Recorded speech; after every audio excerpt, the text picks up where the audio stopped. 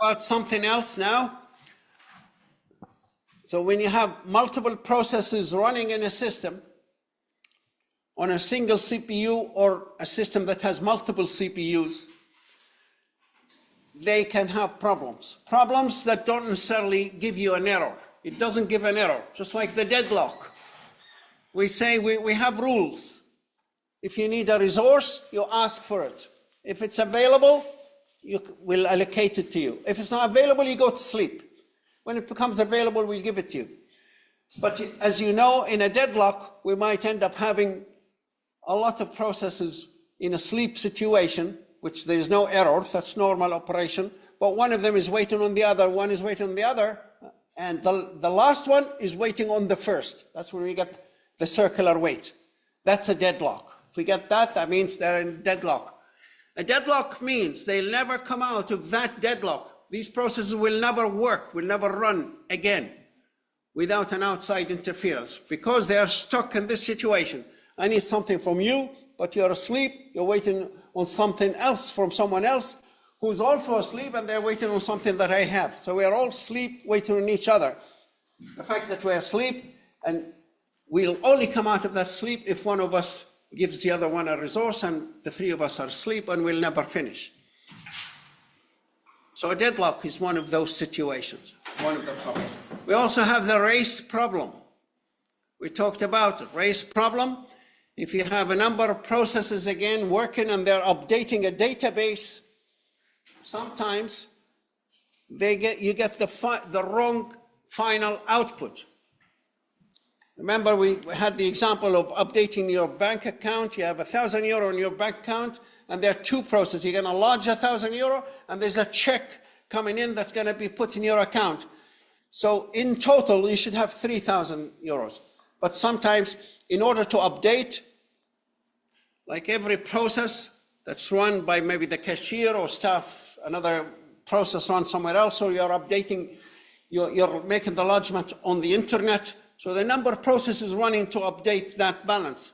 The way it works, in order to update anything in a file, in computing, if you want to update something, not just put a value into it, no, add something to the value that's in it. For example, first you have to say, okay, read me the value now. What's the balance now in my account? Let's say €1,000. In my computer, say add 1,000 to this 1,000 and write back now 2,000. But someone else is doing exactly at the same time, is doing the same thing to add another 1,000. So you ask here, what's my balance? They ask at the same time, what's my balance? So the database will send, the balance is 1,000, the balance is 1,000. My process will add 1,000 to it, and the other process will add another 1,000 to it. So they both have now 2,000. Write 2,000, this guy is saying, no, write 2,000. So we end up at the end having only 2,000 instead of 3,000.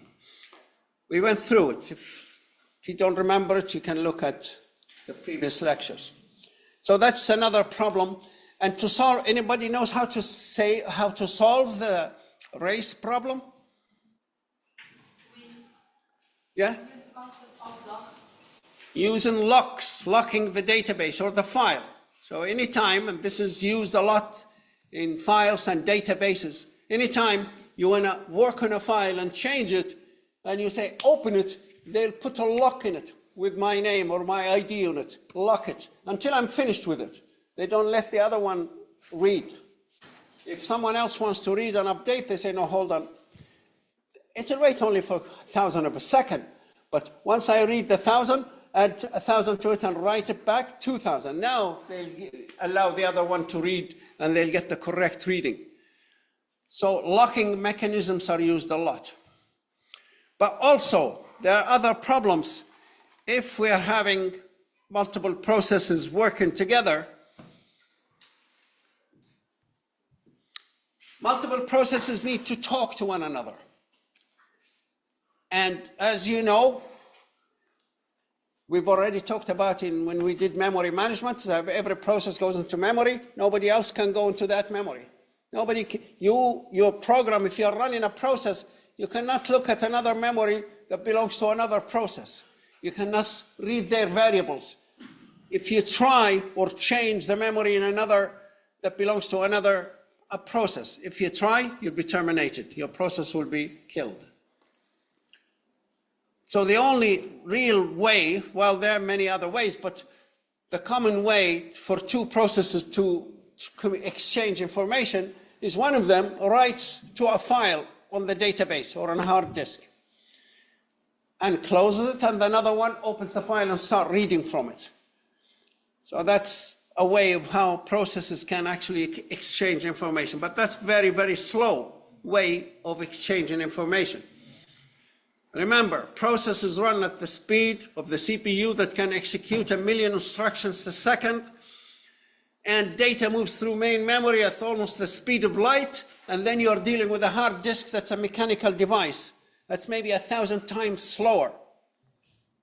So it's not a real nice way to exchange information. If you keep communicating through files, it will be so slow. So in order to allow processes to talk together inside memory, they came up with kind of another way of processing and programming. And that's using something called threads. Remember, processes cannot talk to one another in memory. They cannot read each other's memory. But what they've done somebody came up with this fantastic idea. Say, okay, we have a process in memory. Let's now run it. But let's run it again. So let's run it twice, the same code. So we're saving memory. We're only using one space of the program in memory, and we can have two executions of that program. And each execution is called a thread. This is exactly like, for example, you have a recipe in a kitchen hung on the wall, and you walk in in this case, as a thread, person who wants to execute that recipe. So when you follow, the recipe is just like a program, a list of instructions.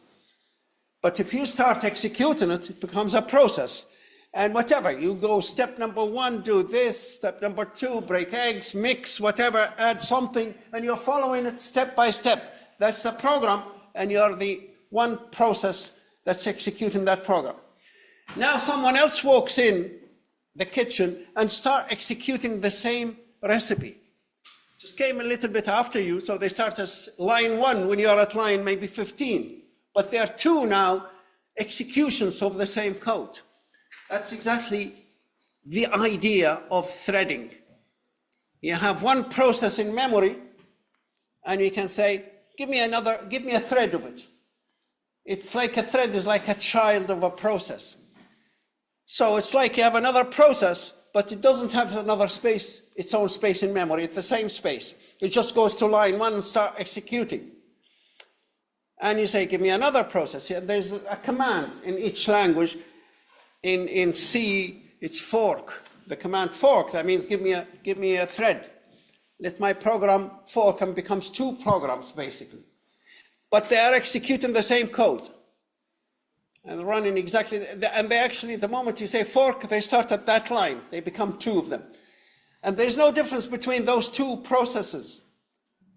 First, they are processes, but we call them threads, just to differentiate them from an individual separate process.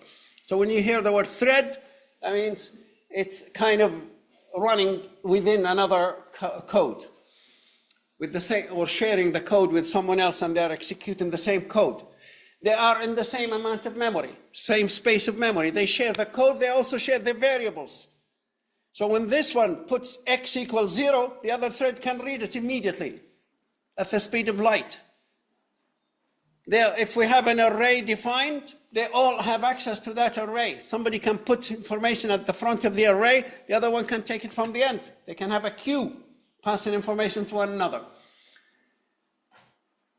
So we mentioned threads before, but you need to know now that threads are just another instance of the process, executing the same code in the same space of memory. So they're very efficient. It's better to run 5 threads or 10 threads because you only have the same space in memory, better than running 5 or 10 separate processes.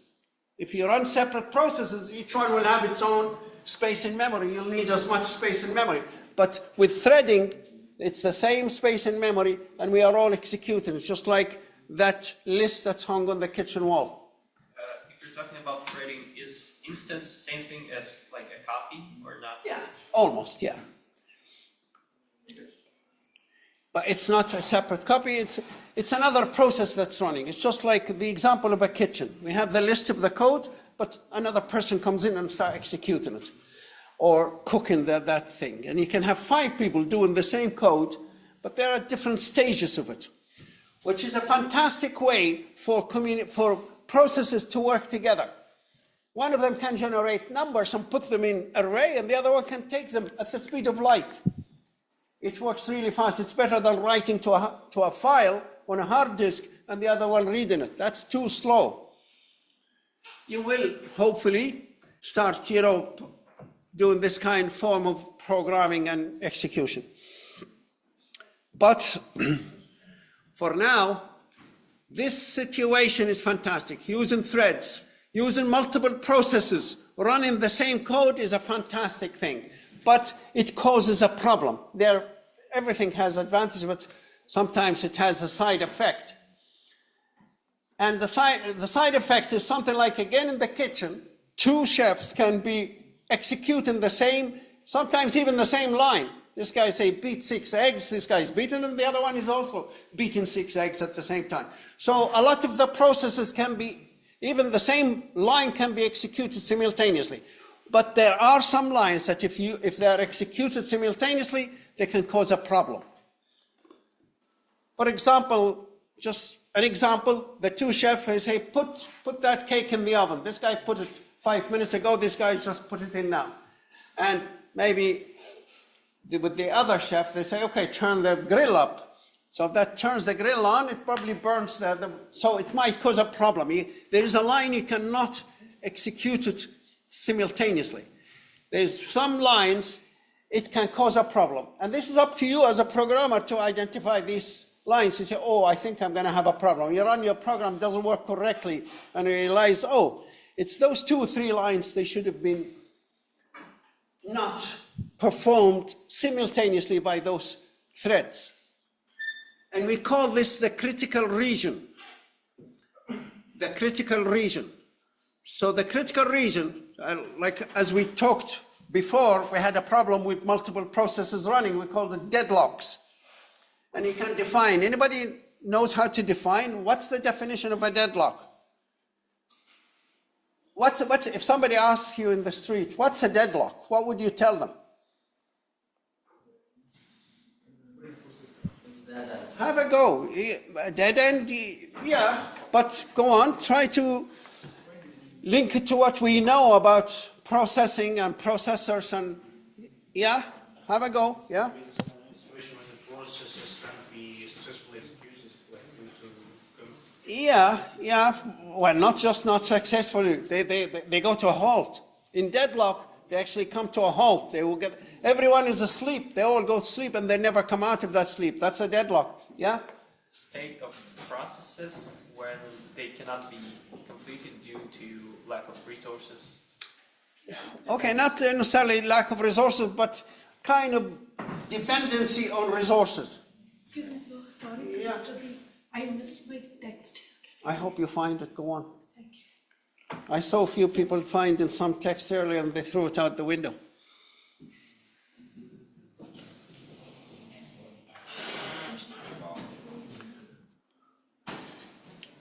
Okay, anybody else want to tell me what a deadlock is? If you're asked what's a deadlock?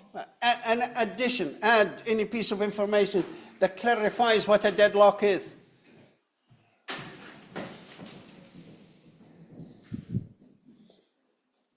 Thank you so much. All right. A deadlock usually is a situation, just to add to it what you've already said, is that you said it's a situation where a number of processes are deadlocked together, or they're causing each other to be locked down and they will not get out of that situation. Some people call it It's entanglement of resources and requests or resource dependencies. So I need two resources. I have one, I need another one. You have the other one. I'm waiting on you, but you need another resource from someone else, and then someone else needs a resource that I have. So there is a chain of resource requests or needs, and we end up into that situation. Some call it the deadly embrace. So processes are entangled together in a deadly situation. They'll never come out of that situation. So just when processes lock each other? Yeah, exactly. When processes lock each other through resource requirements and needs. So, but what's a critical section then? So deadlock is associated with resources. We're talking about needs for resources. Critical region, we're talking about the code itself. You can take a program code and 2 or 3 processes can execute it simultaneously, or different parts of it, or the same line, except this part of the code. So the critical region is a region or an area of the program code that should not be simultaneously executed by more than one process, or else it can cause a problem. It can. Sometimes it may not, but it's possible that it can cause problem. So if you realize that, then that's what we do. We kind of provide a protection for that. And that's what we will look at now for the next 30 minutes or so, how it happens, what it looks like, or what's the nearest thing that can bring that idea to your mind, and we'll take it from there. How it was solved, the first attempt, and then the second attempt, and what's in at the moment. Any questions so far? So we're looking at a critical region problem that is caused by multiple processes running simultaneously and accessing each other's they're interacting basically, and sometimes they need to be synchronized properly. So it's the critical region, if not synchronized correctly, it can cause problems.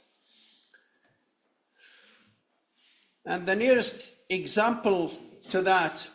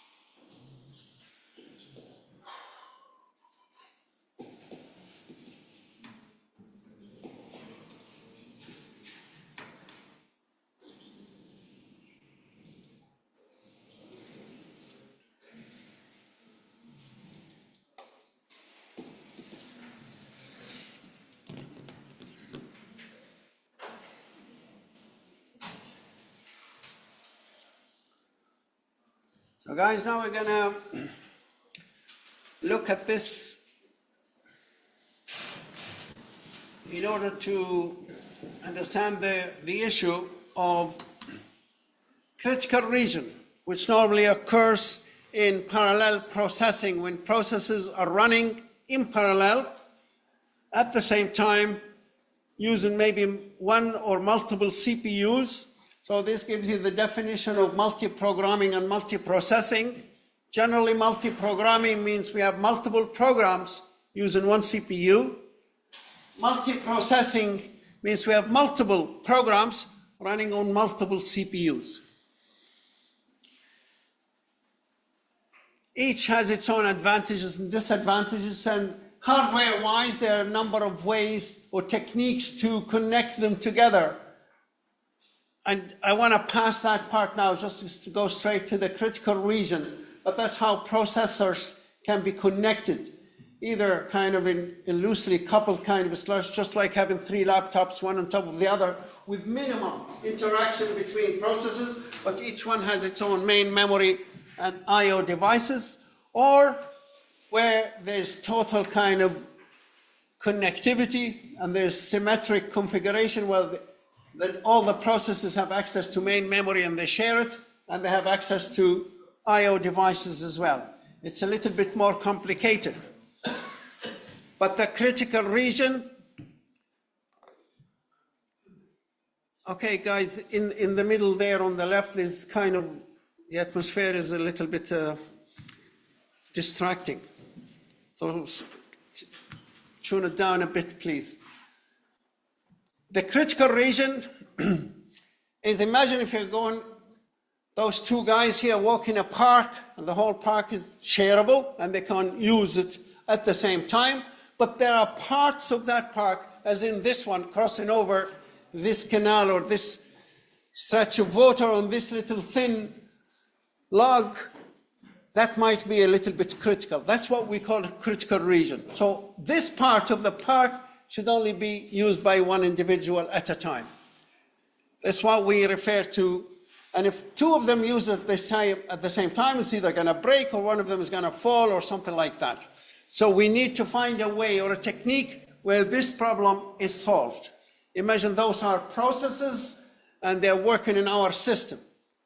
And there's part of our program executing the same program, but there are few lines of that program, 10 or 15 lines, should not be executed by more than one process at a time. That's what we want to protect. Now, those 10 or 20 lines that we call them critical region. If 2 processes come in at the same time and they approach and they got all the lines, now they're about to go into that critical region, we want one of them to stop, slow down a bit until the other one goes through first and then the next one follows. That's the general idea. So this is another example where on a road you might have a big wide road and then somewhere where there's a bridge, maybe old bridges, we have a lot of them, and they can only allow 1 car to travel. So there's always a problem there where the 2 cars meet and they cannot travel any further. So we need maybe traffic lights usually solve the problem here. So there are 3 techniques that have been used. One is called test and set, the other is wait and signal, and the next one is the semaphores. So the last 2 are the ones that are in use today. Wait and signal and semaphore. This is the first technique that was adopted or used. And this is the same technique that was used in trains, because trains, they've been around for a lot longer than computing has, and they've had their own problems. And one of the problems, believe it or not, is known as critical region. And that's when they build the tracks, the train tracks. It's economical to share the same track part of the way instead of building another track. It's a little bit cheaper. So that's where a problem can happen for trains. If a train is going this direction, another train comes in the other direction, and they meet at that critical section, they can collide. And they solve this problem, but they still, every now and again, we hear of trains colliding because they are sharing the same track. And so let's see, how did they solve it? And it was real simple. They have this that they called semaphore at the time, but it's just a handle. In the old days, they just have a handle that's sticking up in front of the train. That means stop. It's just like a policeman tell you to stop, don't go. Because this part is not free. There's another train crossing. And as soon as it's free, it drops the handle, and then they introduced lights, so they made it green and red lights when the standard of different lights and colors, traffic lights came in as an international standard. So they used it, they found it handy. So if the light is green, it means the train, keep going, you're all right. And if the light is red, that means stop, there's another train coming. How does it work? Because sometimes the way it operates is if a train is coming, approaching, and they see that the light is green. So right here, before they get into the critical section, there's a handle on the side beside the track, and the driver just pushes that handle, and that handle will turn the light red for all other trains. So now this guy here can go in, out, and when it leaves, there is another handle that can hit it, and it will turn the lights green. So this guy here has to hit the handle there and book it. It's like everybody coming in, before going in, first make sure there's nobody there. How do they know there's nobody there? The light is green. Okay, book it for yourself. So now when you go in, you hit the handle, the whole lights go red. It's just one light, even sometimes one light. Remember, these trains cannot see each other. They cannot physically identify, oh, there's a train coming, until it's too late. So, but they can see the light. You can have a lamp here, a lamp there, they're switched on and off together. Or they have them up at a very high point that we can see. If both the drivers can look at that light and they see, oh, it's green, that means there's nobody there. Well, let me go in there. First, they must push the handle, and that puts the light red. So that means every train now has to stop. This guy has just booked it himself, for himself. It goes red for everybody, goes in there. And it worked. It's a lovely, simple system, and it works. Except one thing, every now and again they still have accidents. How does it happen? How does the accident happen?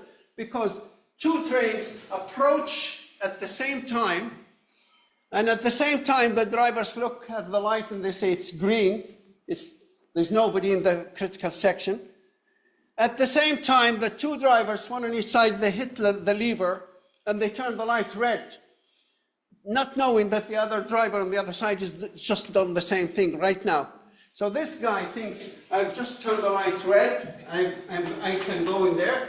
At the same time, this guy also is the handle there, hits the handle and the light goes red, and then they both start moving.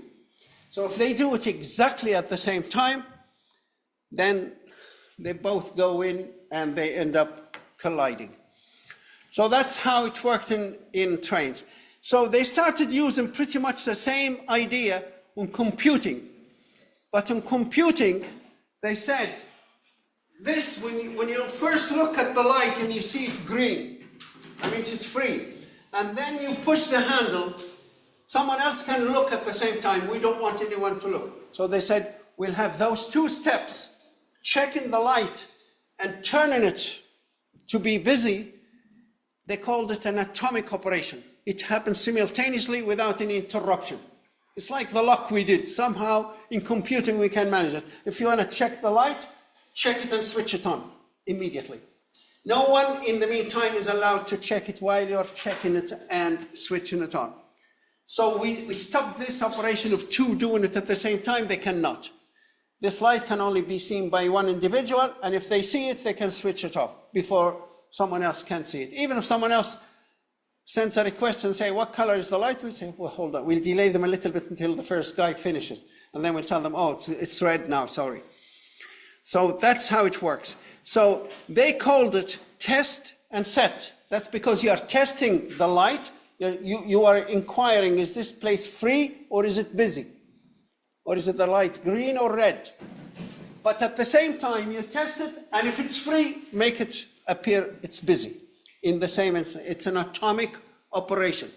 If you're asked what's an atomic operation, it consists of maybe two or more steps, but they are done without any interruption. You test and you set without anybody in between who can do any testing or setting. So that's called test and set. So the idea is simple. It's like if the light is on, that means somebody's there. If the light is off, there's nobody there. Before you go in, you switch it on. And the easiest kind of, again, an example, the aeroplane is a good example. The aeroplane is a resource, just like a park. Everybody can use it. So in an airplane, there could be 200 passengers using the airplane. Just like a program that can be executed by many users. But there's part of the airplane, that toilet, the toilet is mutually exclusive place, can only be used by one individual. So, probably in the old days, they had problems. Somebody is in the toilet, somebody else goes in and opens the door. No, so they had a protocol. Anybody knows what the protocol is? It's a simple semaphore, test and set. And that's a little handle on the door and the little message that comes out. Either red light and green light, if we want to have it like a binary bit, or in aeroplanes they actually write free or occupied, or those two words. So, and that everybody knows how to use it. They go in there, you check, you do a test. If it's busy, you have to wait. Same as this one. Imagine this guy is in the critical section, the other guy comes in and sees, oh, it's busy, there's somebody there, I have to wait. And in coding, you can do it like that as well. While somebody is there, you have to wait. Keep staying in this loop until the light changes, the lock is removed. It's like a light or a lock or a bit. All right, so in an aeroplane, you go in, you walk towards the toilet, you come in and it's busy. How do you know? You can see the sign on the door. So you wait, you hang around, you look through the window, try and waste time, of course. And then you keep checking in. So every few seconds, you check. Could be 10 seconds, could be 20 seconds. That's exactly what we do here. Because if you keep checking again and again and again and again, that's not really a very good, efficient way. You know why? Because you are using the CPU. Every time you say check, you use the CPU. If you have an ongoing loop, that means you're using the CPU all the time. Just like that movie. Are we home yet? Are we home yet? Are we home yet? After a little while, drives you mad. But here, it gets too expensive because you're using the CPU to check. So anyway, that's another side little problem. But in modern computing, we don't allow anybody. It's not a good idea, and don't get into it. You want to check something, you have a loop going around. Has the X changed to 0? Has it changed to 0? Has it changed to 0? That's so expensive. That's like driving your car and you're waiting for your friend to come downstairs, and we go together. And you wait for half an hour and the engine is running. That's you're wasting petrol, you're going nowhere. That's exactly what they call it. They call it busy wait. So busy wait is waiting for something to change or something to happen while you're using resources. You're using the CPU. If you're asked what is busy wait is waiting for an event while you're using another resource, using the CPU. It's an expensive way of waiting. We don't do that in computing anymore. In computing, if a process or a program or a user wants something, ask for it once. If it's available, we'll give it to you. If it's not available, we'll put you asleep. Don't ask for it again until it's available. When it becomes available, we'll wake you up. So we save you using the CPU. CPU is so expensive to use it for waiting, for a busy wait. So now we get back to the airplane business. So we are still sitting on the airplane, and let's look at basically here, and that's what happens on coding. This is your program. And we have a number of threads running it. The thread number 1, or process 1, process 2, process 3, there are 3 of them running the same code. And generally there's no problem, they can run it simultaneously, but there's this little part here, the gray part here, that we call the critical section. Those few lines, we only want one process only to run.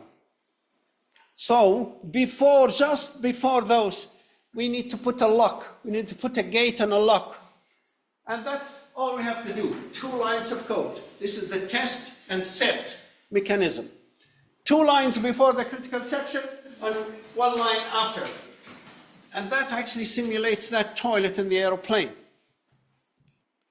So imagine these processes are coming in one at a time. This is really what happens.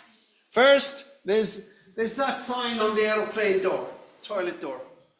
It's 0 means free. We'll use 0. Or green light, or the word free, whatever one that gets, things easier to understand. But that's the situation at the moment. The whole thing is available up to this point, it's free now. Nobody's using it. Number of users is 0. Now first person or first process comes in. Imagine you arrive at that toilet door, and you look and you see that the sign is free, there's nobody in. What do? You go in, unlock it. So that's exactly what you see. You go in and you hit the latch, and that latch actually put the sign busy, occupied. So now you've done the two steps. You tested it first. Is it free or not? If it's free, well then make it busy and go in. Now you're relaxed inside. Nobody's going to come in because it indicates that it's busy. Imagine now another process comes in and it does the same test. See, there are only two lines. Is it free? As long as it's not free, keep checking. Is it free? Is it free? Is it free? Until it is free. So what happens? It goes in this waiting state. But looping continuously, it's no good. So what it does here, it goes sleep for say 100 millionth of a second, and then comes and does a test. Goes sleep for a short time. It's like you on an airplane, you might chat to somebody, and then every now and again you have a look. Or you look down the window and you watch the clouds, and then you check the toilet door. And so on. So this is what we mean by you sleep for a little while, but this is what our programs would do in the test and set. Remember, test and set is not the most up-to-date one, but this is the first attempt. So it goes to sleep for a little while and checks. Oh, it's still busy. Goes to sleep for a little while, check. So now process number 2 is still waiting. Until eventually this guy leaves and it will turn that switch to 0, and this while loop will discover it. So the second person will go in and indicate that it's busy again. But look at this event. Just occasionally this thing happens. Another third person comes in. What happens? What could happen? It's exactly at this time, at the time this third person is approaching, the one who is inside the critical section has just decided to leave. And just after turning the light, turning that flag to be clear, to indicate this place is clear now, there's nobody in there, and this guy just left. This guy has just checked it a little while ago, but now it's going to sleep, it was busy. Since it went to sleep, this guy left. It became free. This guy just approached at the right time and looked, and the toilet is free.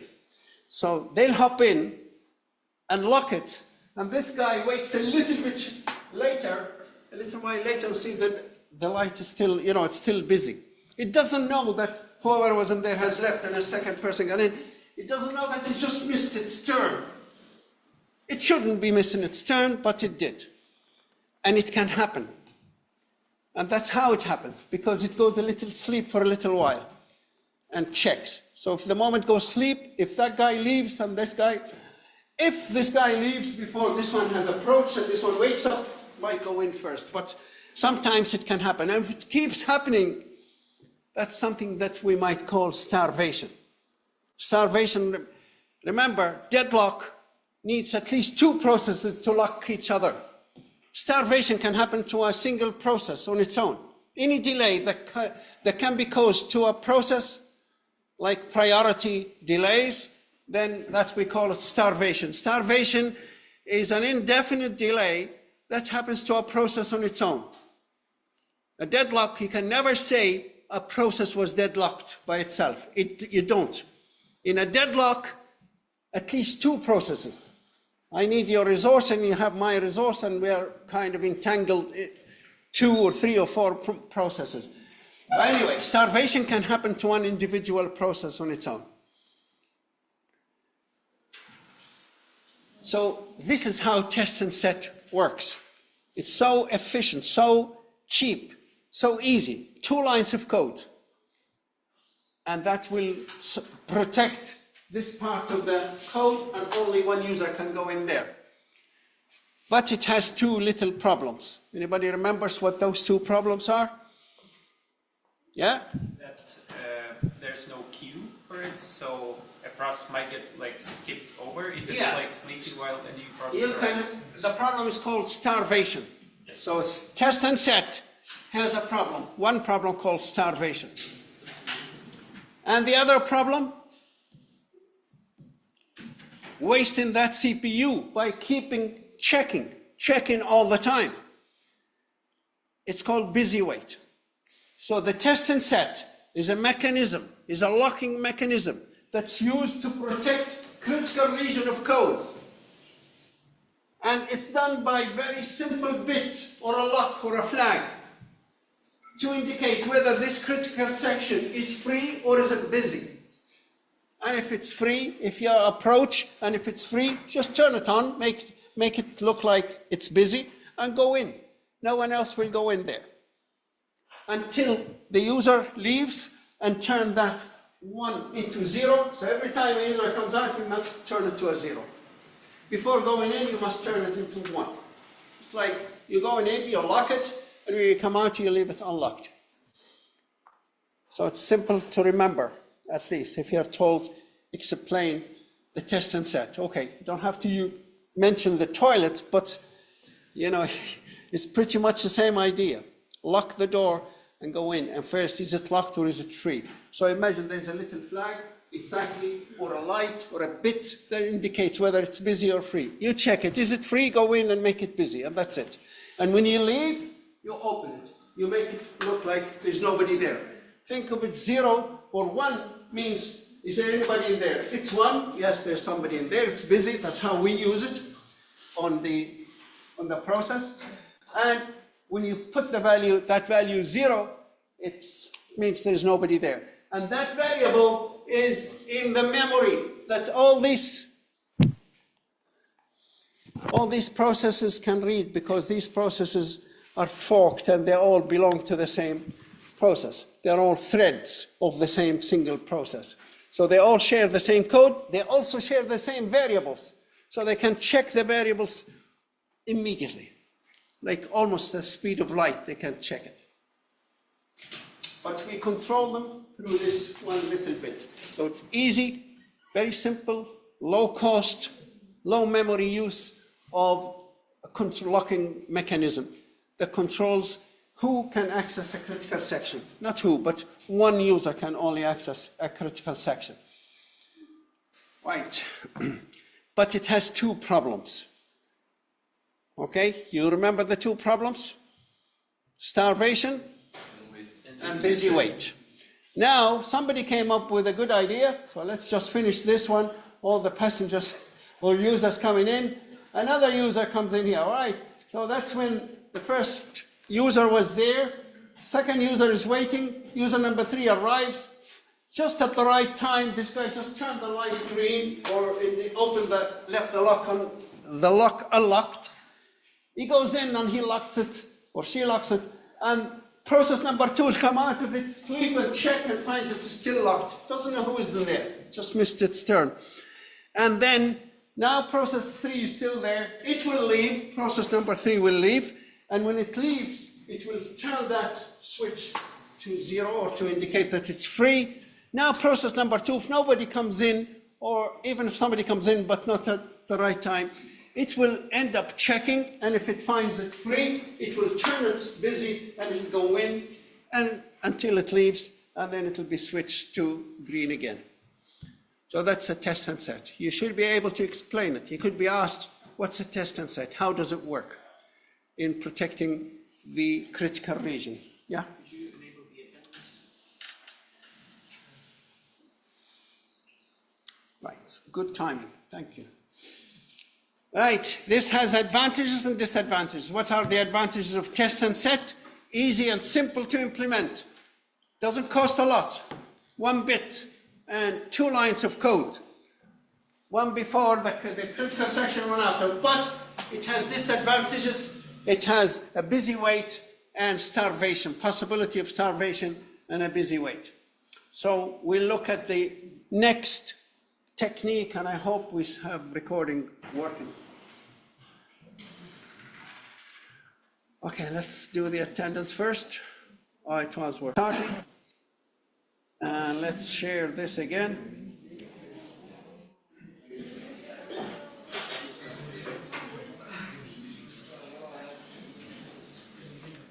All right, so wait and signal, guys, is very similar to the test and set.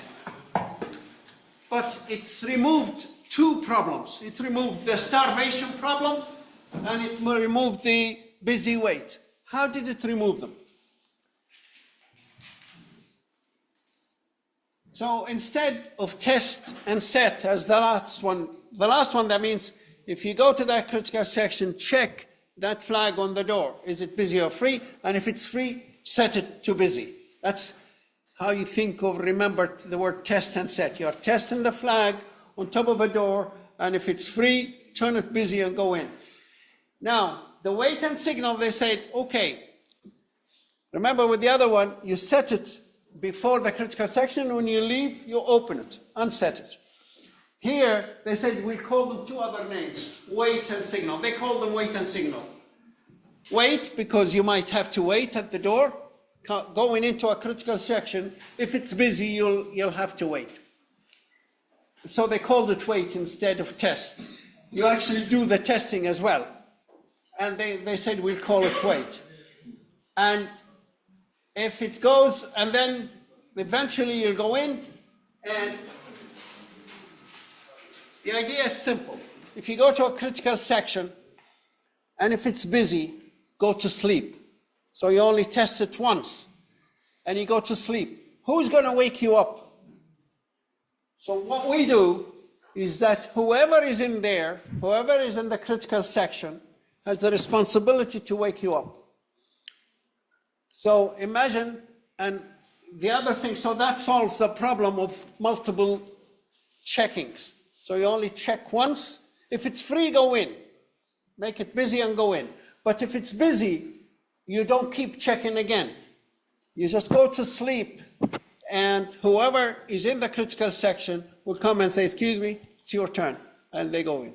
Imagine, something like that at maybe a hairdresser salon or something like that. You're sitting in a line, and you are next. So whoever finishes, now they have the responsibility to tell you, it's your turn, you go in. Or the doctor can see you now, so if it's a doctor situation. All right, so that's what they call the signal.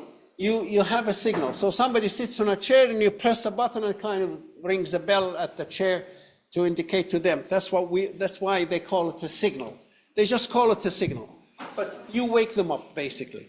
Whoever is in the critical section coming out, they'll wake the next person in line. Now, that solves the problem of repeated checking. That's a busy wait. We no longer have a busy wait. We don't check anymore. We only check once. And somebody is going to wake us up. But how do we remove the starvation? How do we not miss our turn? Instead of missing a turn waiting randomly in an airplane, they have a line, a queue. If you're waiting on this resource, wait in line. So now we know whose turn it is. If there are three waiting, then we know the first on the queue is the next person to go in. And you need to join the queue, and the protocol for a queue is same. You go in at one end of the queue, you leave at another end. So having a line or a queue will guarantee everybody get their turn. Nobody's going to jump the turn. So this is how wait and signal operates. It looks like this. So if you are to explain the wait and signal, imagine this is almost the same, but here they don't call it test, they call it the wait. So you have a function, we call it wait. But the function, very simple function, again, has two lines. If the critical section is busy, then go to sleep. You only check it once.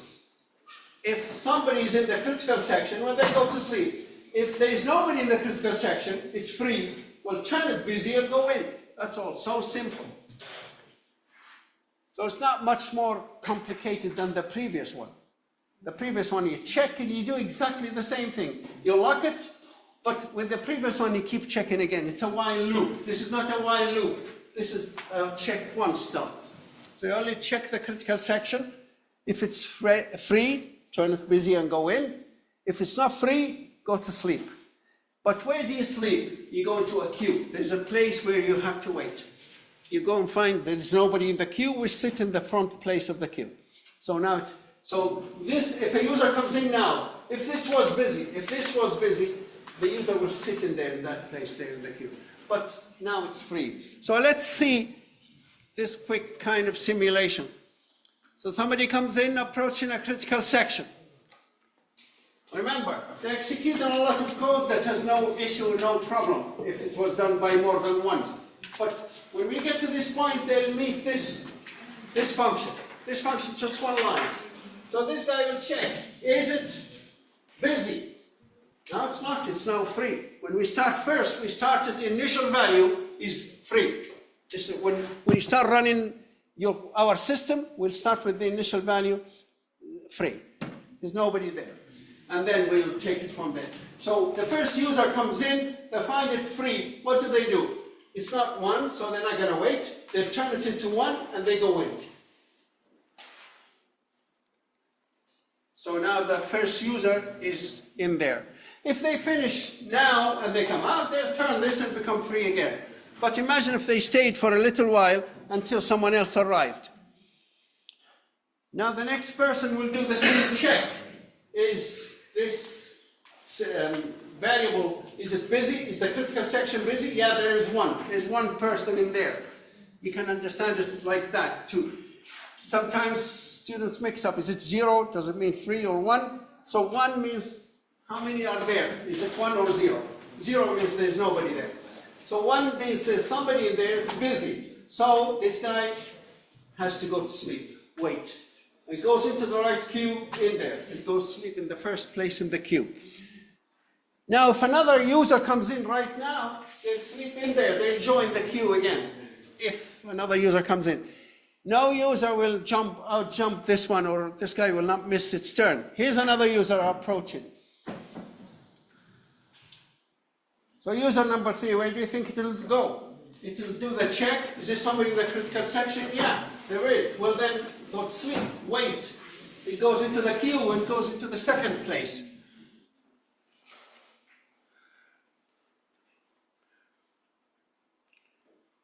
Now this guy has left. What happens? Do you think it will turn this to free? No, because if it turns it free and somebody approaches at the same time, they'll go in. So it does not turn it free. As long as there's somebody waiting, don't turn it free. And that guarantees nobody will miss their turn. These guys will not miss their turn. They'll only miss their turn if we turn this green or free and somebody approaches before they get their chance to get it. Now, this guy here is told, check the number of people waiting. You have a look, anybody sitting there waiting to go and see the doctor maybe? And yeah, in this case there are 2. Well then, if that number of users in the queue, if there's anybody in the queue, 1 or 2 or 3, well then, just press this button, send them a signal to wake this guy up. So this guy will wake up and walk in.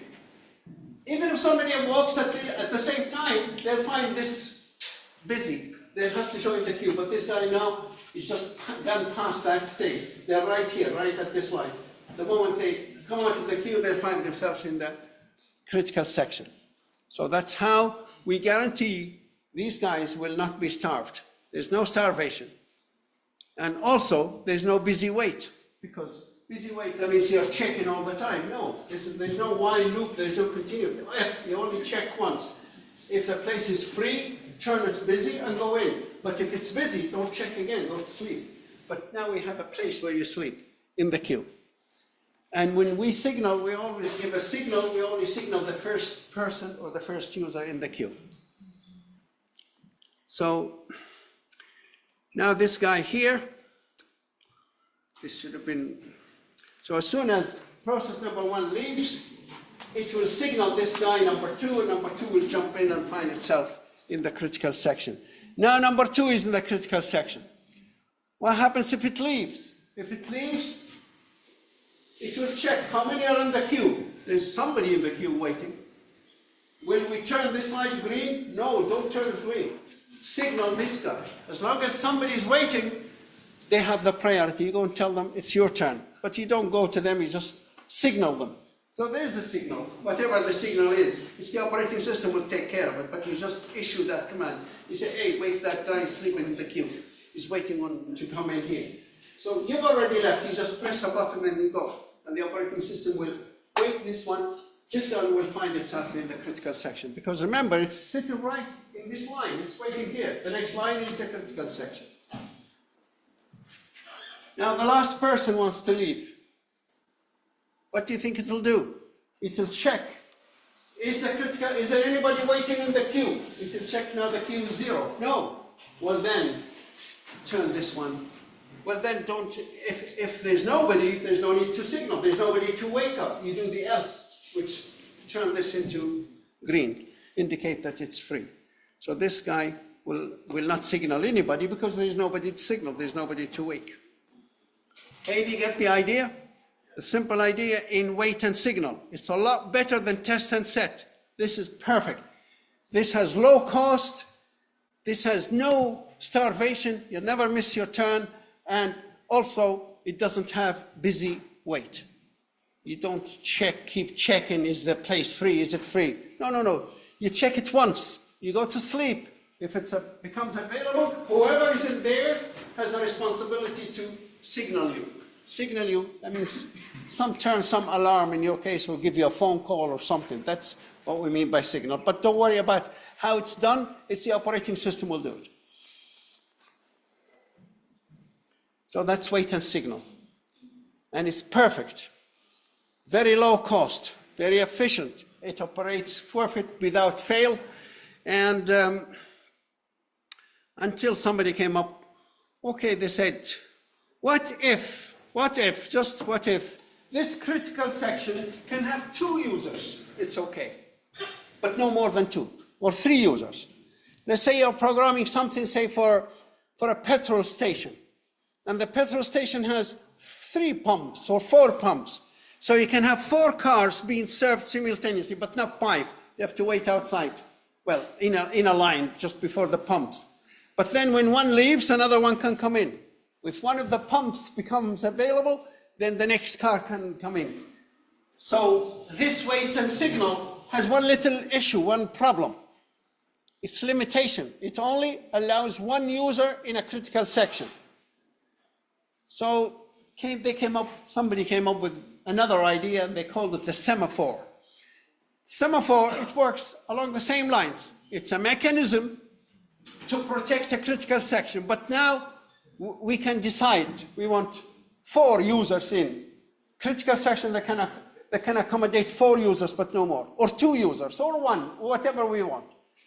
So it became kind of a general case of the wait and signal.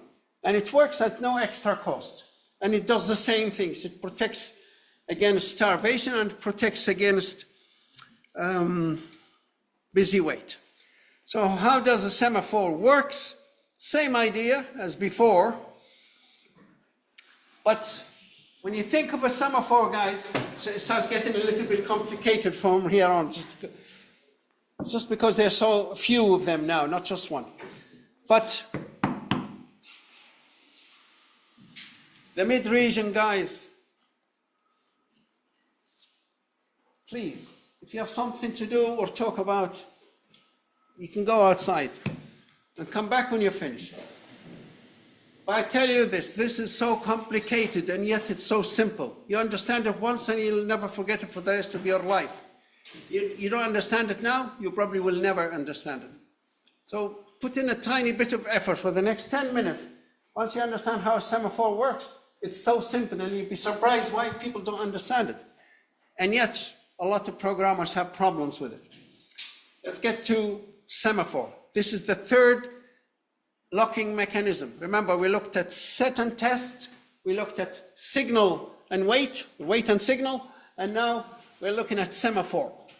When you think of a semaphore, think of a hotel that has a number of keys or a number of rooms in the hotel.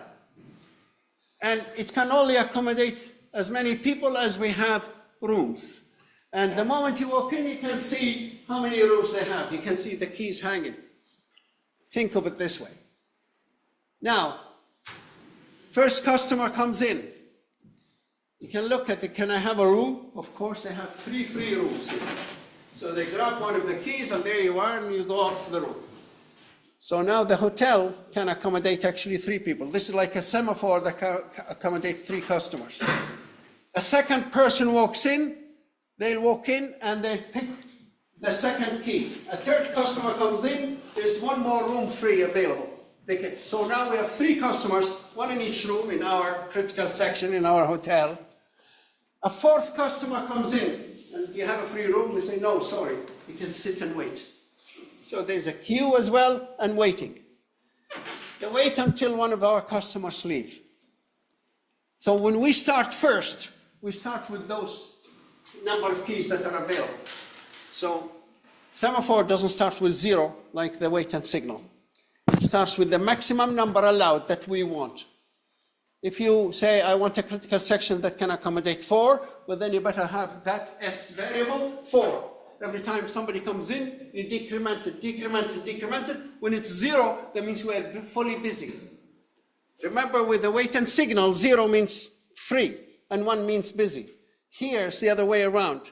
0 means we have no more room to take anybody else. If you can see 4 keys, that means we have 4 free rooms. Every time a customer comes in, takes one of the keys. When you see 0 keys, that means we are fully booked. This is the best way to think of a semaphore, is like this hotel with all the keys.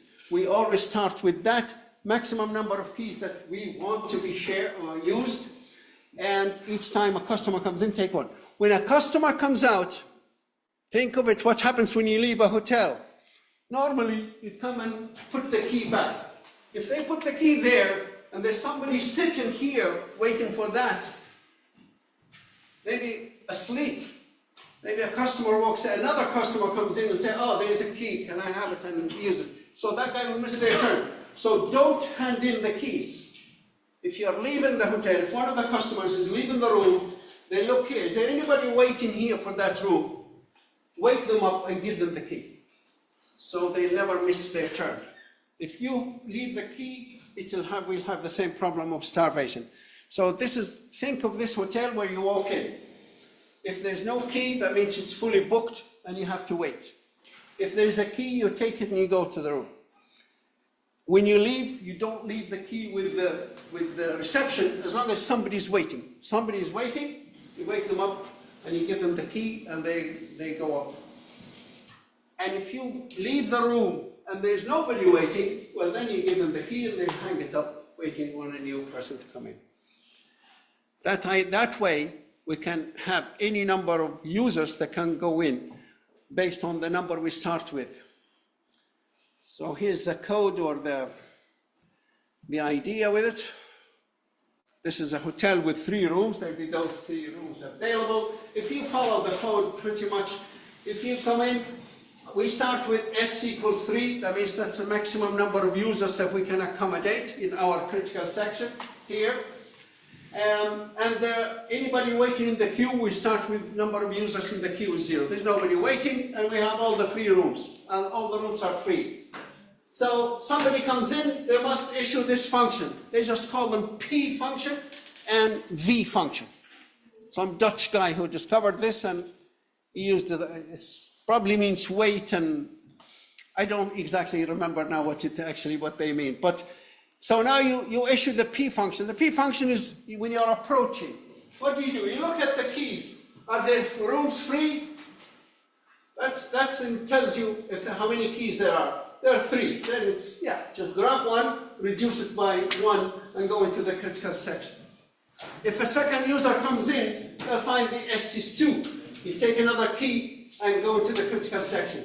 If another user comes in, as long as S is not 0, if it's bigger than 0, take 1 from it. It'll never go below 0. So if another customer comes in and all the 3 keys are gone, that means our S is 0. If it's 0, then you have to wait. You have to issue a wait in the queue. Basically, you go to sleep in the queue. And when you are leaving, don't give the key back. First, you check, is there anybody waiting? So you check, is there anybody in the queue? If the queue is 0, that means there's nobody in the queue. Well, then you give the key back. You add 1 to S.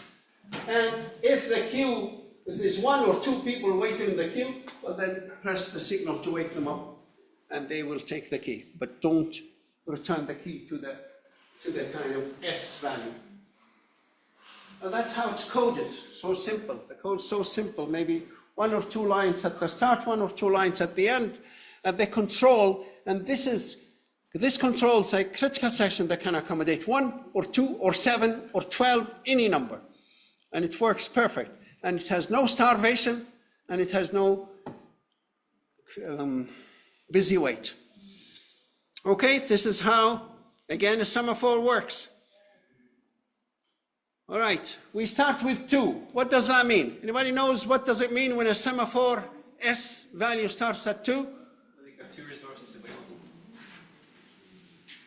Not exactly. What does S mean here when a semaphore starts at 2? That's the maximum number of users who can go into the critical section. So our critical section can actually accommodate 2 as a maximum if we start with 2. So remember, with the previous techniques, we start with 0. There's nobody there, and if you put 1, that means there's somebody in there. It's either 0 or 1 user. But with the semaphore, remember, we start with the maximum number of users who are allowed to share or use the semaphore or the critical section at the same time. So we start, think of this, a hotel with 2 rooms. You must start S with 2. I mean, that's the number of keys that we have now. So now, let's start at this point. So that's the initialization. In semaphore, you must turn S into the maximum number allowed to use. The first person or process comes in. I use the person because it kind of personalizes it. It makes it more believable. But there you are. A process comes in. It checks. Like imagine it's a person. He looks at reception, you see 2 keys. That means there are 2 free rooms. It definitely is going to go in. So, but you can follow the code. Is S 0? That means, is this, what does S equal 0? Does it mean full or empty? 0 means full now in the semaphore situation. If it's full, then wait, but we know it's not full. There are 2 keys. So we take one of those keys and we go in. So S should be reduced to 1. And now we are in the critical section. Imagine a hotel with 2 rooms, and I am the only customer. So one of the rooms is gone. And there's only 1 key left in reception. Now imagine if another process comes in. You'll need to be able to go through this, guys. So another process comes in. What do you think? This will go into the critical section or not? It will check. Is the critical section full? If it's 0, if this is 0, that means it's full. It only fills up when 2 are gone. Remember, this is a hotel with 2 rooms. 1 room is gone, 1 room is still there. So it's still green. It's like you can see a key hanging in the reception. You say, right, I'll take that. So the second customer comes in, takes the second key. Now, you turn that S to S minus 1. That means you took the second key. There's 0 number of keys. 0 means it's full. Remember, with semaphore, 0 is full. With the previous mechanisms, 0 is empty. This is what often gets students. They explain semaphore and they started with 0. No, that's wrong. Semaphore starts, think of the hotel, start how many keys will you see? The number of keys, that means there are as many rooms as free. You can use them. So now we have 2 users in the critical section. That's exactly what we are allowed. So now our critical section is full. The proof is that S equals 0. If another customer comes in, they find it 0, that means busy, they have to wait. They go into the queue and wait. Let's see if another one. So now, customer number 3 waits. Now, as you can see, the number of the people in the queue or processes in the queue was 0. There was nobody waiting. Now there's 1 person waiting. So we need to have a counter on the queue to say how many are waiting. So now we have 2 in the critical section. There's no problem because this critical section allows it's like sometimes in a restaurant, you have tables of 4. So every table is considered, say, a critical section, so 4 people can sit at it, maybe. But petrol stations is a good idea. You have 4 pumps, you only allow 4 cars. Right, let's continue with this one. If another customer comes in or another customer leaves, another customer comes in, what happens here? Do you think this will go to -1? No, we only deduct it if it's more than 0. So something else just to remember. Somebody asked, what's a semaphore? It's a variable. You can look at it as a variable that only has a 0 or a positive number. You never go, to minus numbers. Like in a hotel in a room. You either have 0 rooms free or 1 or 2. You never have, we have -2 rooms free. It doesn't work that way. All right. So what do you think will happen with this customer approaching? it cannot go into the critical section because S is 0, it's full, then it will wait. It will have to join the queue. And the number of waiting processes in the queue will be incremented to 2.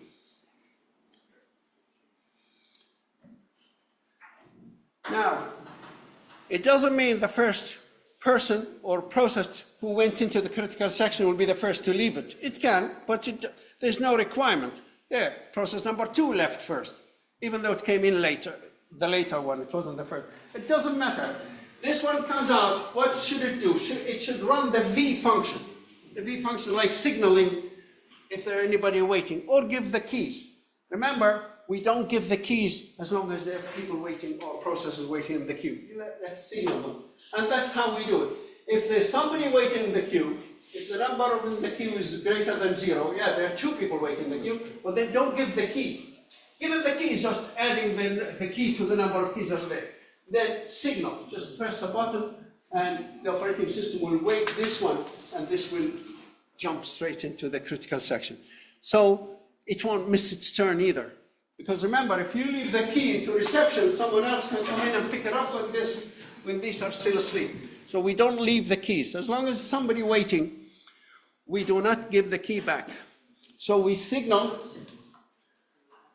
there are people waiting in the queue, well then press the button, signal this guy and this guy will jump in. It's like you give them the key and you say, here's the key, go to the room.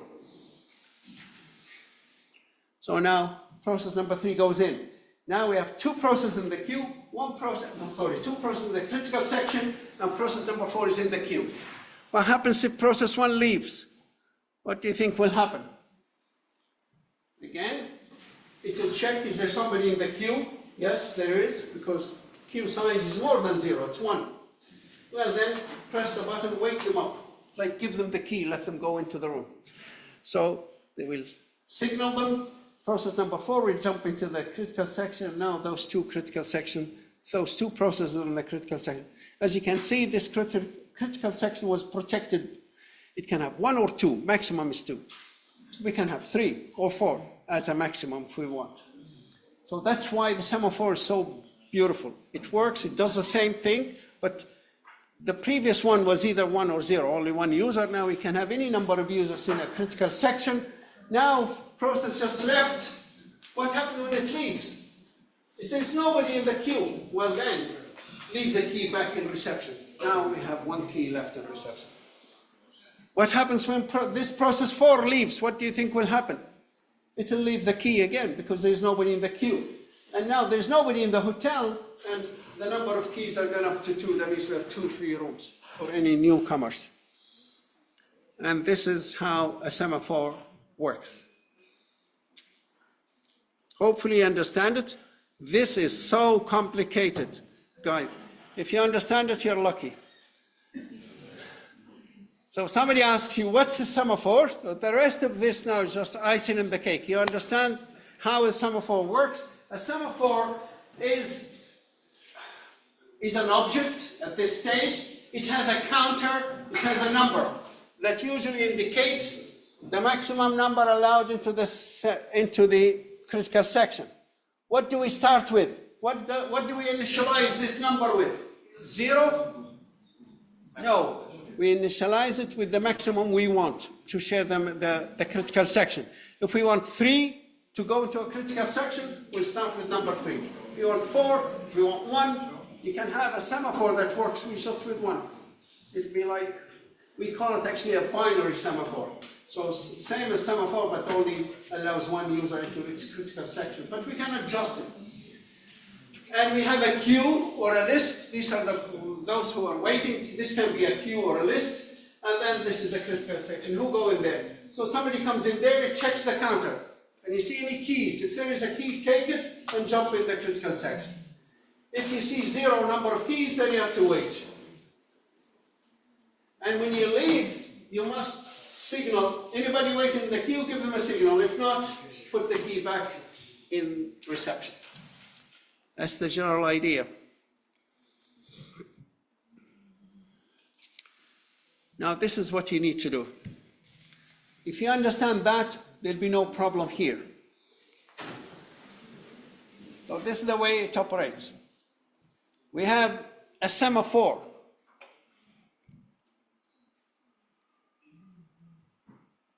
And this is the time. Starting at time 0, there's nobody in the system. This is almost a definite question. It's been in every paper in the last 2 years. Make sure you understand this. It might be in the paper this year. This is a semaphore that starts with the value 1. What does that mean? Anybody can tell me what does the value 1 means? The maximum number who is allowed in the critical section is 1. It's like a hotel with 1 room, 1 key. And that indicates the number of keys, or the number of users, the maximum number of users allowed. Now, at time number 1, imagine this is hour or whatever. If it's hotel, let's think of this as hours or days. But at time number 1, process number 1 arrived. This is the process that arrived. Every process coming to the critical section will issue the P function, leaving the critical section will issue the V function. The P function is the one that checks the number of keys and maybe go to wait or go into the critical section, just briefly. So this is the P function. At the start, you check this number. If there is a key, take it and go into the critical section. If not, you go and wait. That's what the P function does. Just call it the P function. It's the initial function. Approaching a critical section, you must use it. That's your entry. Checks number of keys for you. It either gives you the key and goes to critical section, or there's no number of keys, it puts you in the queue. And when you are in the critical section and you leave, you must issue the V function. You must run the V function. And what does the V function do? It either checks is anybody in the queue and gives them the key. If not, it'll give it back to reception. It will add it into the count. So it's so simple, those two functions. But remember, P and V. So now, process number 1 arrived at time 1. It issued the P function. The P function means I want to go into critical section. Can I go? Well, let's check if just one second. Check the number of keys. Oh, we have 1. Take that 1. Turn it into a 0. And now P1 is in the critical section. This is the queue here. There's nobody in the queue. Right? Can I continue? Right. Time number 2. So P1 is in the critical section. We don't know what time it's going to leave. Process number 2, or at time 2, process 1 decided to leave. So it's always taken there for 1 second or 1 hour. It leaves. When it leaves, it issues the V function. What does the V function do? Anybody waiting in the queue, give them the key. No, there's nobody waiting in the queue. Well, then give the key back to S, and that number of the value S goes up to 1. That means there's 1 room. So it's like a hotel with 1 room, 1 process, 1 person came in, took that key, the next day they left, put the key back. Now, the second day, or day 3, or time 3, process number 2 arrived. Issues the P function. That means I want to go into the critical section. Remember, this critical section only allows 1 person in. So say, can I go into the critical section? It looks, yes, there's 1 now. Well, take it, turn it into a 0, now you go to the critical section. Like you're in our bedroom or in the room in the hotel. So this guy is now, process number 2 is in the room. The next day, another process arrives. It issues the P function. That means, can I go into the critical section? Well, let's look. This is the one that runs. No, 0, you can't go in. That means 0, that means we are fully booked. That means you have to go into the queue. So now P3 goes into the queue. So at time 4, or day 4, we have 2 users. 1 is in the room, 1 is in the critical section, and 1 is waiting in the queue for this to leave. If this leaves, that's the one who is going to go in. Now, day 5, process number 4 arrived. So now we have 3 processes. 1 is in the critical section, that's process 2 is here. But this guy says, can I go into the critical section? He checks the number 0, he can't go in, we're fully booked, then join the queue. So now we have 2 processes in the queue, 3 and 4. Day 6, process 2 decides to leave. When it leaves, it must issue the V function. The V function, what does it do? It has a key, it either gives it to somebody who's waiting or gives it to reception. So now, what does it do? Is there somebody waiting? Yeah, there are 2 waiting. Well then, give the key to process 3. That's signaled, or you don't have to go and give it the key, it's just So you let process 3 in, and process number 2 leaves. So now process number 3 jumps into the critical section. There's only one process left in the queue. The number of keys is still 0. As you can see, it never goes below 0. Because it's a key. It's either we have it or we don't have it in this case. And they call this binary semaphore. Binary semaphore that only takes the value 1 or 0. It's like any critical section that has one, that allows one user in. If that allows 2 or 3 or more, they don't call it binary. Just binary because it looks 1 and 0. So if you're asked what's a binary semaphore, it's like any other semaphore. It just allows one user into this critical section. They just call it that name, but it doesn't make any difference to us. Now, so at day 6, we know process 2 left, process 3 went into the critical section, into the room, and process 4 is still waiting. Day 7, nothing happened. Because when we are given the problem, we might be told process 3 is leaving in day 8. That means day 7, no change. Nobody came in the hotel and nobody left. So it's still the same situation, no change. Process 3 is in the room, process 4 in the critical section, process 4 is waiting in the queue. Day 8, process 3 left. When it leaves, it must issue the V function. When it issues the V function, it checks, is anybody in the queue? Yeah, give it the key, let it come into the critical section. So process 4 goes into the critical section, and we still no more keys at the reception, because we already have somebody, only one person is allowed, and now we have process 4. Day 9, process 4 left, issues the V function. It checks anybody waiting in the queue? No. Well then, give the key back, and now we have one key back. If you understand this, you're almost guaranteed 10 marks in an exam, if it comes. So make sure you understand, you know how to fill this table. You'll be given information. Basically, you're just told, hey, process 1 will come at time 1 and will leave at time 2. Process 2 will come at time 3 and leave at time 6.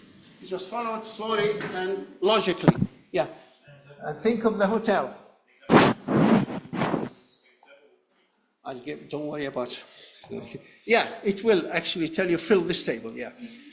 And it will give you the basic information that you start. It will tell you how many are allowed in our critical section. It will be 2 or 3. How many processes are coming, what time, and what time they're leaving. And you just fill what time, you mark it here as P, and what time it's leaving, you mark it as a V for each process, and take it from there. And show me who is in the critical section, and who is in a queue at all times, and what's the number of keys. So a semaphore, or a binary semaphore. So the binary semaphore, sometimes they call it the mutex. So they have many names for it. It's the same thing.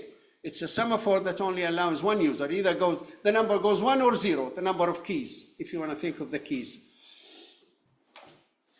So you can read this. The rest of it is easy to read once you have the basic idea.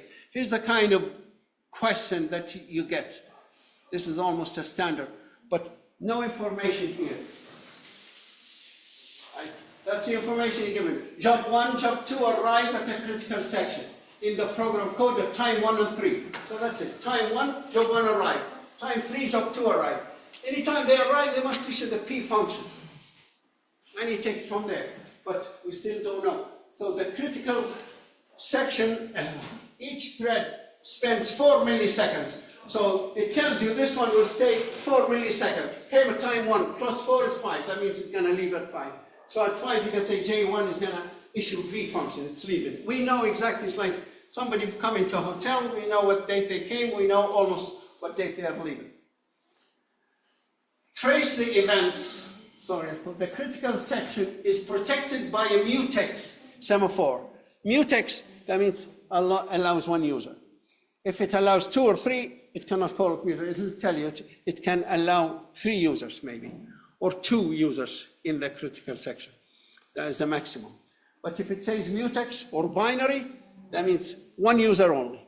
So once you know the number of users allowed, that's what we start with here, time 0. Time 0, we start the initialization, and we start. Time 1, job 1 arrived. Can I take that? Can I go to the critical section? Yeah, there's a key. Take the key, turn it to 0, and you're in the critical section.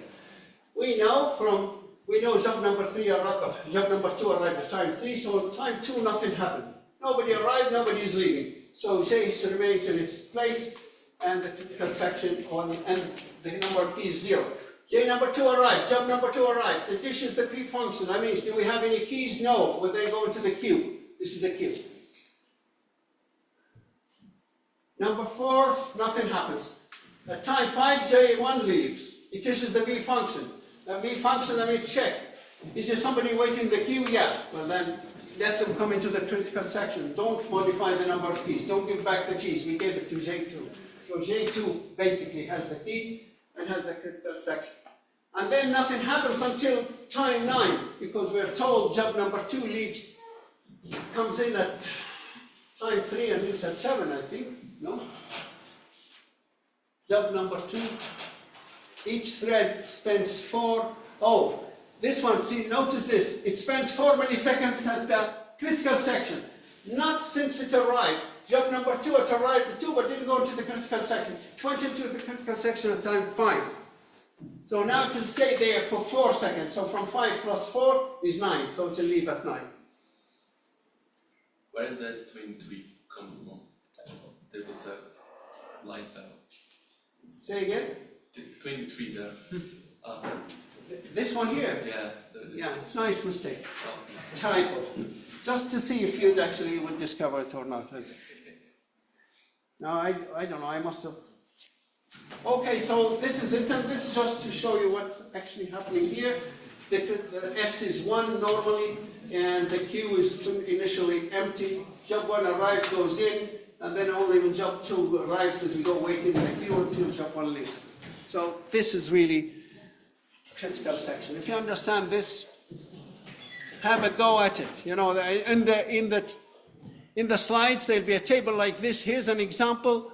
Have a go at it. If you can solve this, you're okay. You understand how critical section works. And if you ever need to program it, you'll have no problem programming it right in the code because you understand it. All right, guys, I think we did pretty good today. I think we did, yeah. You want to break or do you want to continue and leave early?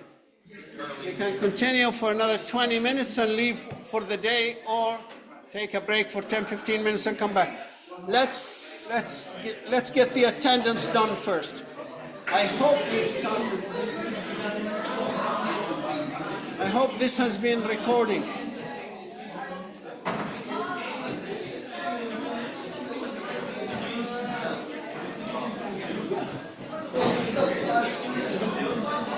It was recording, that's good. So at least